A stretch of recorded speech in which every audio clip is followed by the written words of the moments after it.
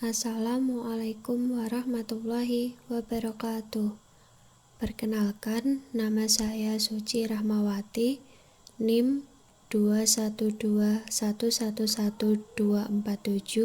dari Program Studi Hukum Ekonomi Syariah kelas 3G.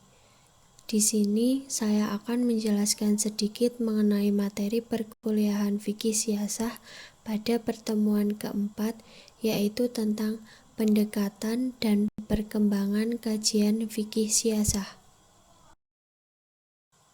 Materi yang pertama yaitu mengenai pendekatan kajian fikih siasah.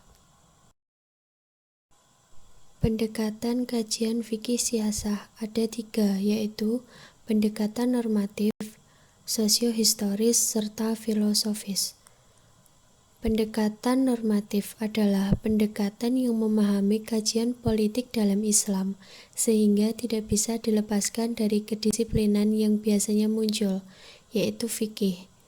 Sedangkan pendekatan sosiohistoris adalah pendekatan yang mengkaji politik Islam, dapat menjelaskan dengan melihat elemen-elemen Islam dari berbagai aspek sosial yang berupa interaksi, struktur, simbol, intuisi, serta kesejarahan yang berupa peristiwa yang memperlihatkan unsur-unsur baik tempat, waktu, objek, latar belakang, dan pelaku.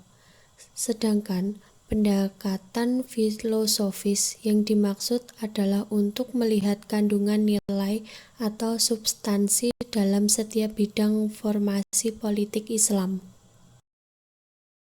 Materi yang selanjutnya yaitu tentang perkembangan kajian fikih siasah.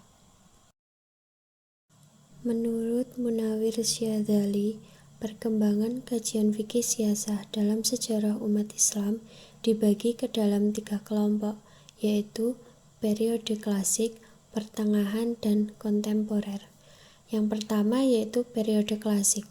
Perkembangan fikih siasah pada periode ini baru dimulai pada masa Daulah Bani Abbasiyah, yaitu oleh Ibnu Abi Robi dalam kitabnya Suluk al-Malik fi Tadbir al-Mamalik, yaitu pedoman bagi raja dalam menjalankan pemerintahan, yang dibuat untuk Khalifah al-Mu'tasim pada tahun 833 sampai 842 Masehi.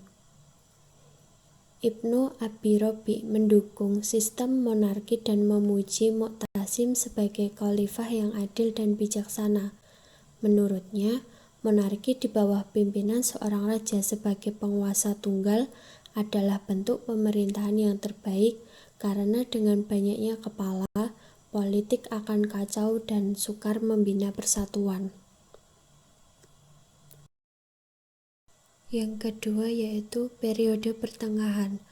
Periode ini ditandai dengan hancurnya dinasti Abbasiyah di tangan tentara Mongol pada tahun 1258 Masehi. Tokoh yang mengalami langsung kemunduran Islam adalah Ibnu Taimiyah, yaitu pada tahun 1263 sampai 1328 Masehi.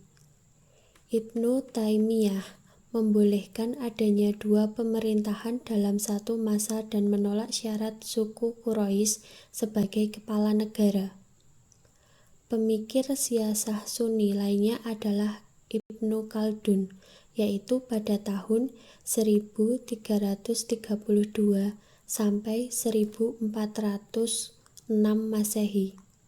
Pemikiran politiknya tergambar dalam kitabnya Al-Muqaddimah bahwa hadis Nabi yang mensyaratkan suku Quraisy sebagai kepala negara adalah bersifat kondisional karena suku mana saja bisa memegang posisi kepala pemerintahan Islam selama ia mempunyai kemampuan dan kecakapan.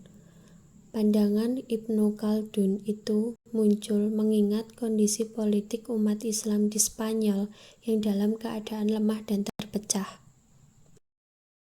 Periode yang terakhir atau periode yang ketiga adalah periode kontemporer. Periode ini ditandai dengan penjajahan bangsa Barat kepada umat Islam dan mereka mengembangkan politik dan pengaruh kebudayaan mereka yang sekuler. Pemikir Muslim dalam hal ini ada yang mengikuti dan mengadopsi cara dan budaya mereka, ada yang anti terhadap budaya dan paham sekulerisme, dan ada yang mengambil yang sesuai dengan nilai ajaran Islam dan membuang yang tidak cocok dengan nilai-nilai Islam. Mungkin hanya itu saja yang dapat saya sampaikan, kurang dan lebihnya saya mohon maaf. Semoga apa yang saya sampaikan dapat bermanfaat bagi kita semua. Sekian dari saya. Wabillahi taufik wal hidayah. Wassalamualaikum warahmatullahi wabarakatuh.